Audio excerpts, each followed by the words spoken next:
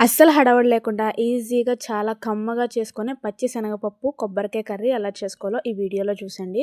చాలా simple process. మనం పచ్చి శనగపప్పు నానబెట్టుకుంటే కర్రీ ప్రాసెస్ అంతా చాలా ఈజీ.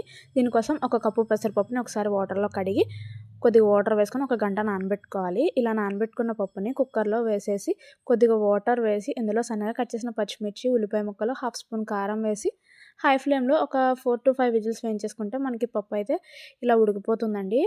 చూసారా? పప్పు మరీ ఎక్కువగా ఉడికిపోకూడదు. జస్ట్ ఉడికితే సరిపోతుంది. ఒక 70-80% ఇట్లా ఉడికిన తర్వాత కొబ్బరి తురుము వేసుకొని కొంచెం ఉప్పు వేసి ఒక 5 మినిట్స్ మగ్గించుకొని స్టవ్ ఆఫ్ చేసేసుకోవాలి. ఇప్పుడు దీన్ని తాలింపు అయితే పెట్టుకోవాలి. తాలింపు కోసం ఆయిల్‌లో మినపప్పు, శనగపప్పు, ఆవాలు, జీలకర్ర, కరివేపాకు, ఎండుమిర్చి, వెల్లుల్లిపాయలు ఇలా గుడ్లు తీసి వేసుకోండి. చాలా టేస్టీగా ఉంటుంది.